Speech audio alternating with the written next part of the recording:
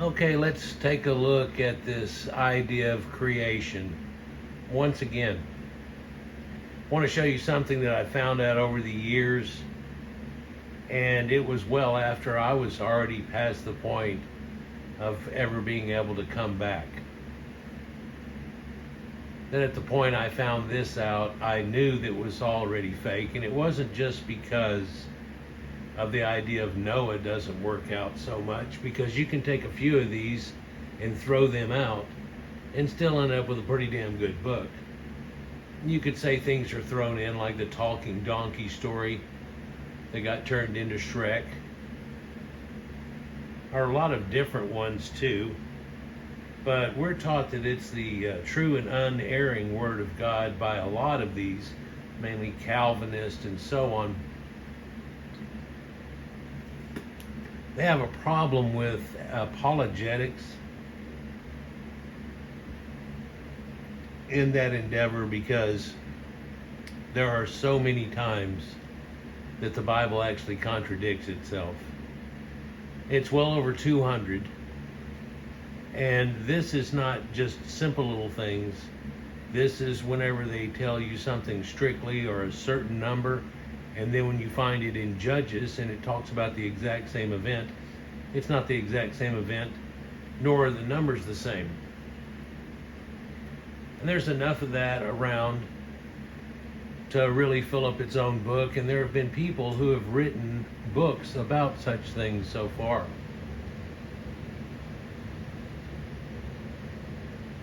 I find it amazing that just a couple hundred years ago, you weren't able to talk crap about the Bible in any way. If you did, everybody looked down upon you.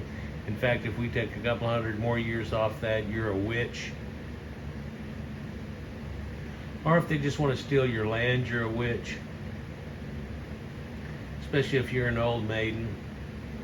Man, if you've got a cat around and you mess with roots or have a root cellar, I mean, it's just your ass. Let's look at an aspect here of this idea of creation. Because in the theogony of Hesiod and what he goes off of, there are many connections also in this whole idea of Genesis 1 and 2, basically. This idea of just even where everything comes from. You see, in the Greek ideals, they didn't try to put a date on it necessarily. They talked about ages and how it went back in time. So they do give a somewhat gist of it.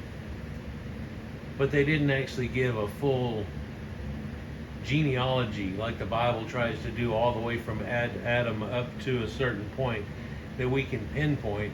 And by doing so, we find that they say that the earth was created about 4000 BC. And I'm not sure if everybody listening is aware or not, but the earth's a whole lot older than that.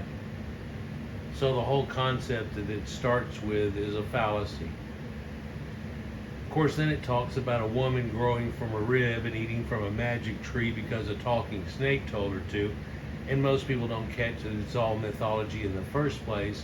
In fact, the starting is a mythological starting. But where does it come from? Well, it's an odd twist here that looks like it has things that are connected from the ancient Phoenicians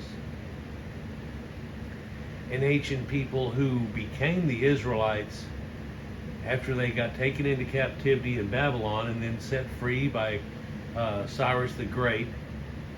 And then suddenly they had this whole different thing goes on. It even conspicuously tells you in the Bible that they found this book about Deuteronomy, that somehow they had forgotten about all of it, but they got it back. I don't know if that makes any sense to anybody whenever this thing was all supposed to be passed down orally forever. But it really only dates from about the 3rd century BC. It only takes on some type of power at about that time, and under a Hellenist flag here. Very Hellenistic whenever it happens. At, of, and through the time of Alexander the Great.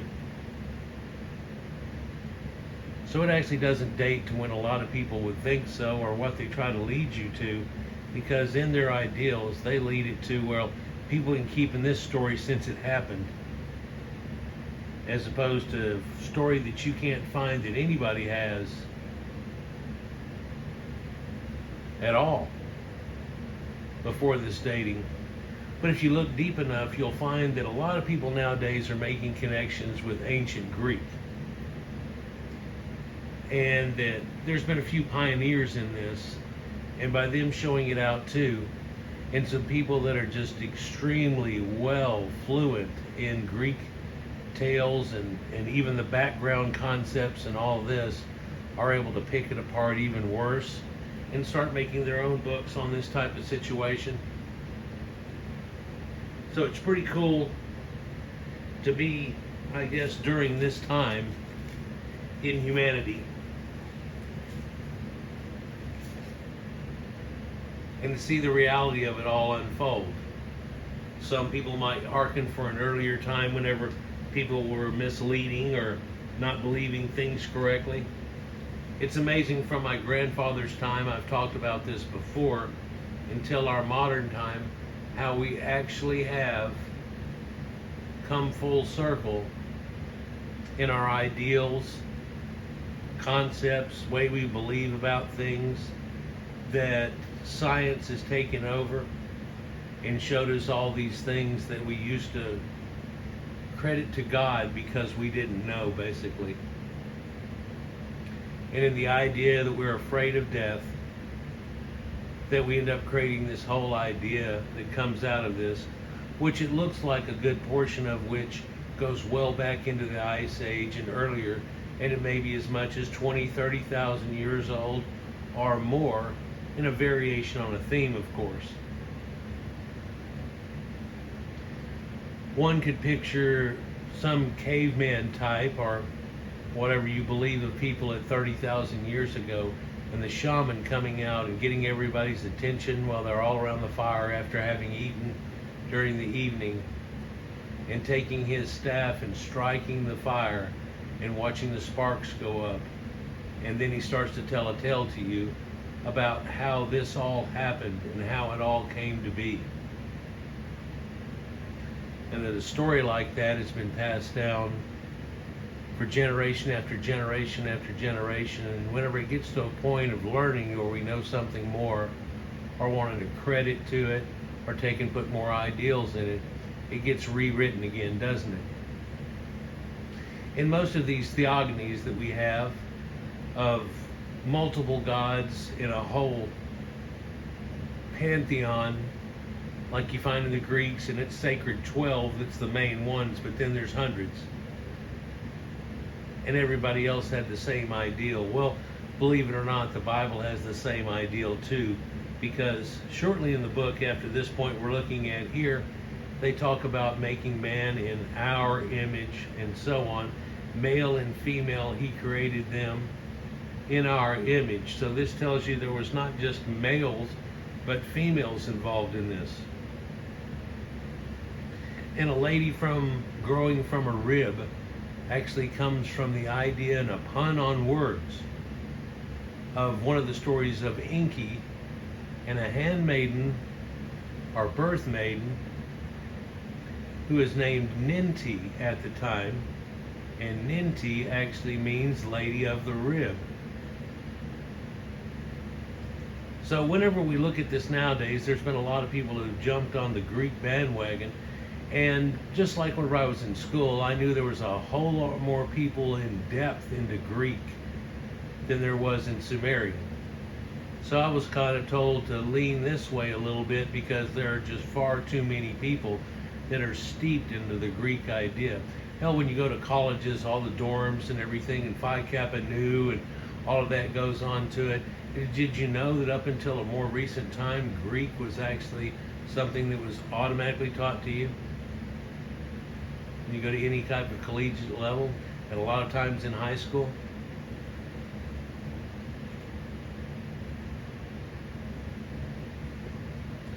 I'm never going to get to it if I don't get to it, huh? So it starts off trying to tell you how everything started, and they just tell you in the beginning, God created the heavens and the earth. Now that they were formless and empty, or you'll hear it referred to as null and void.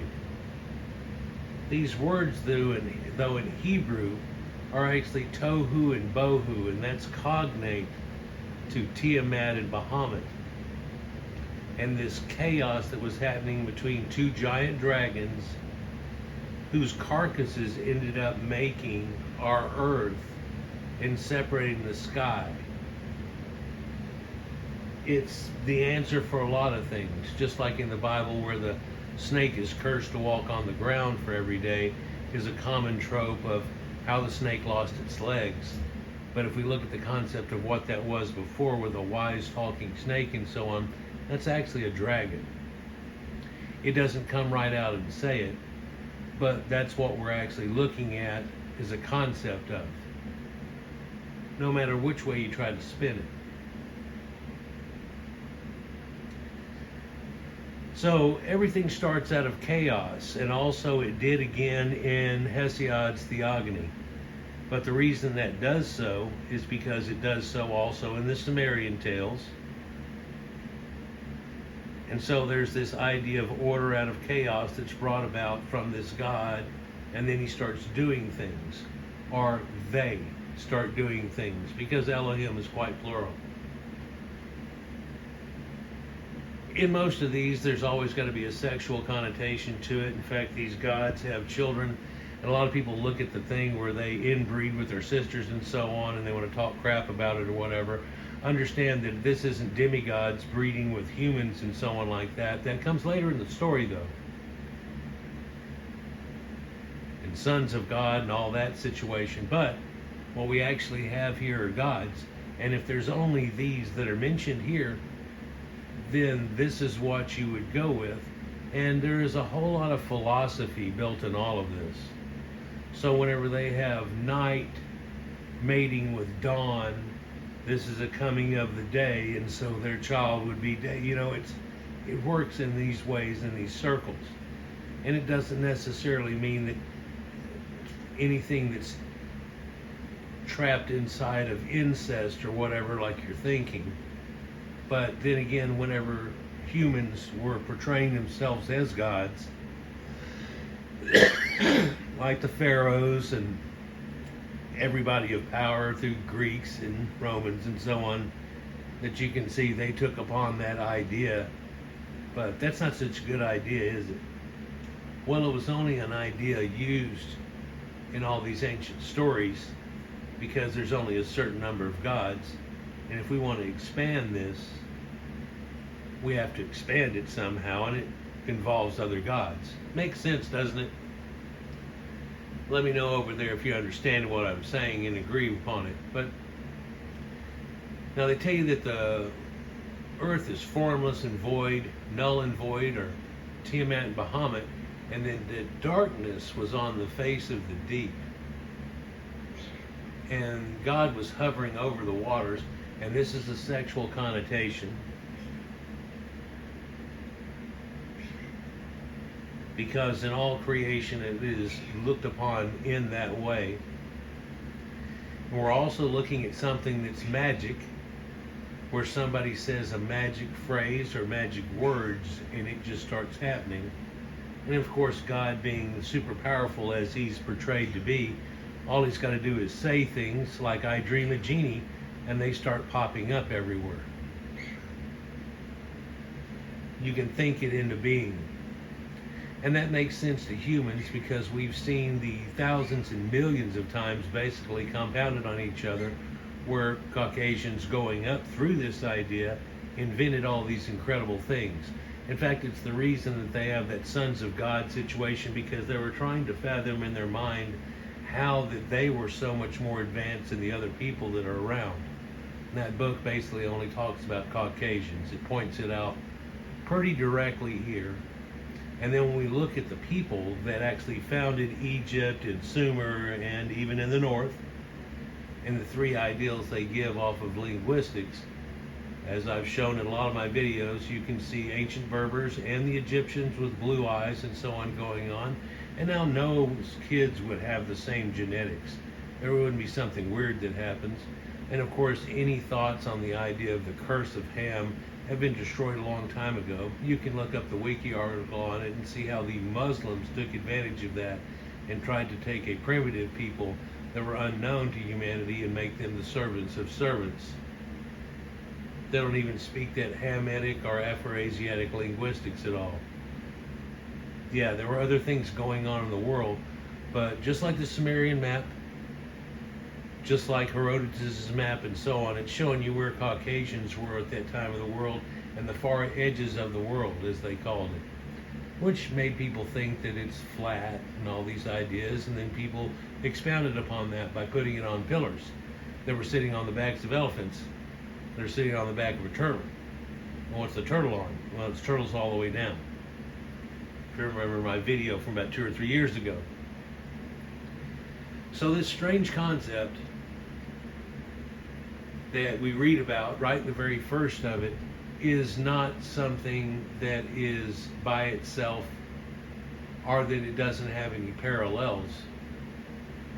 Around about the 4th century BC, with this Hesiod's ideas and stuff, this would have been something that over the next 100 years these people in captivity would have heard about. It was rampant. Everything in this area was Hellenized.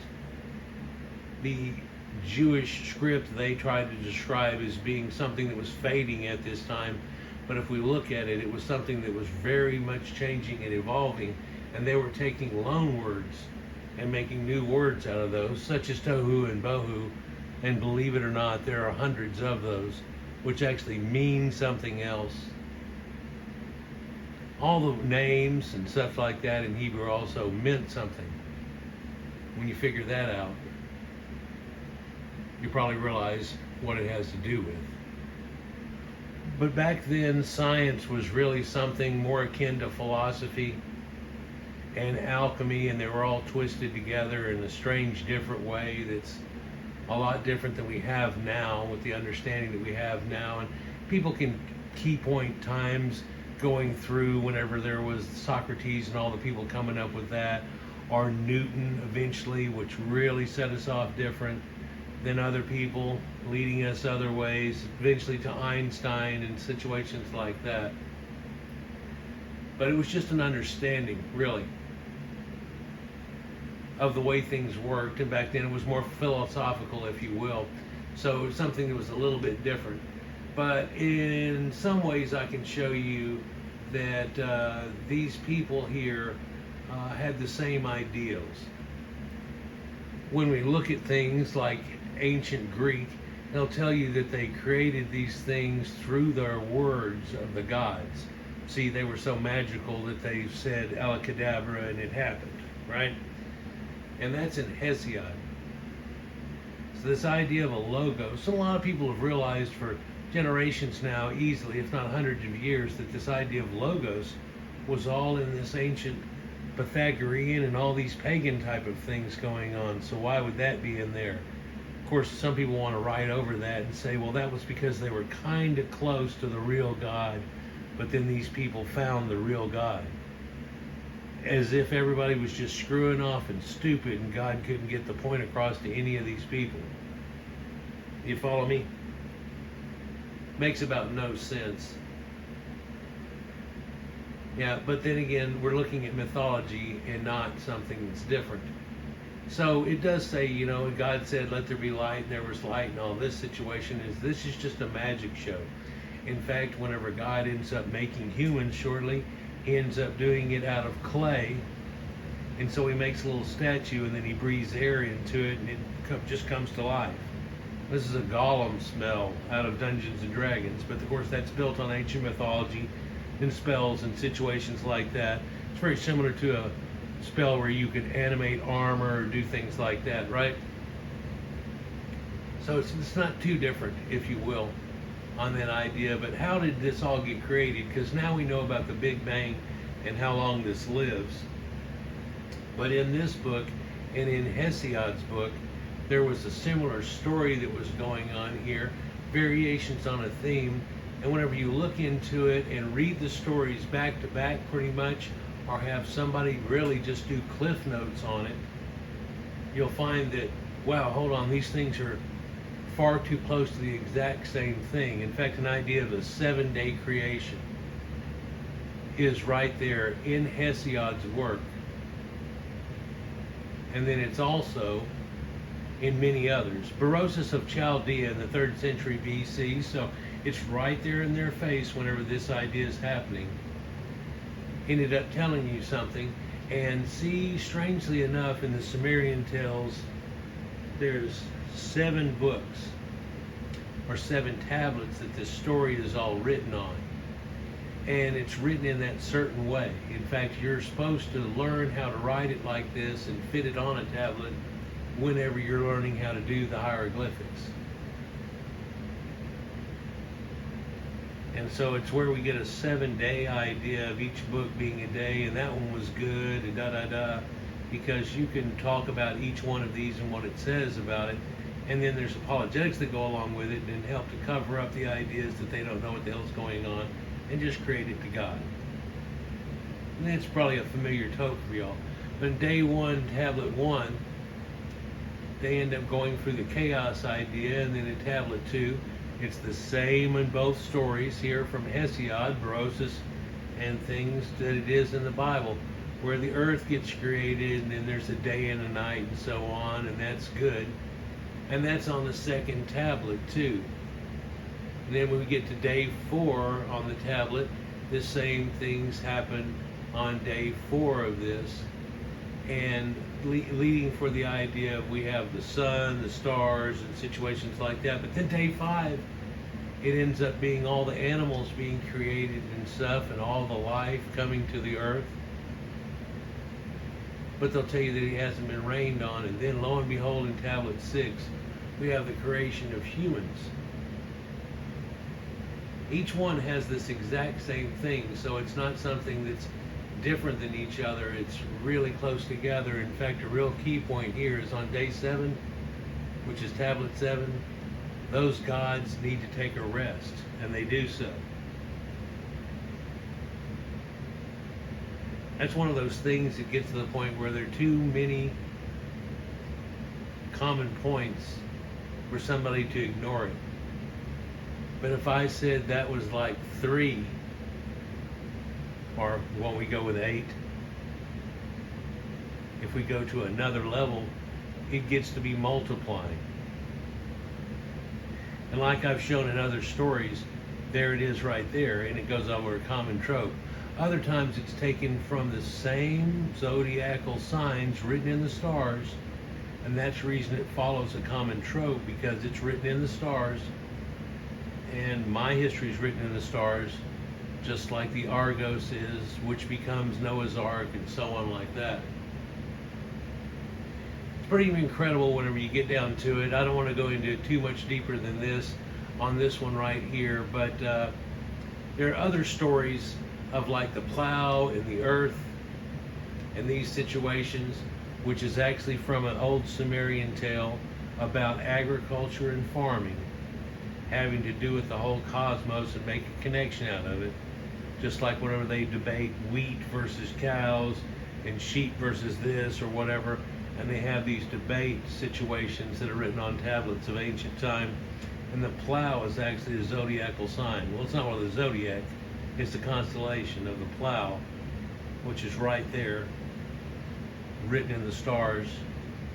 I beckon you to look at, almost a year ago now, I made a series of these written in the stars, showing you there's quite a few stories written in the stars. In fact, I can show you God and exactly where they thought he was, and when they wrote all these stories, what they were seeing, what they were saying. And the reason they were so certain about it is because it's right there. There's nothing that can take it off in left field. You may have an idea of the way it should go. It doesn't go that way. Look, go around the zodiac. It goes exactly like this. In fact, a highlight out of that was me showing you Christmas, and the fact that the whole manger scene is right there, all grouped up together. It is your zodiac. That's where the animals and so on that are in there. It's a whole connection. Even baby Jesus with a crown on his head in a manger and da-da-da, it's all there. by just using puns of ancient Sumerian names for these star clusters, showing you that there's connections through this whole thing. We'll close out this one and I'll go on to another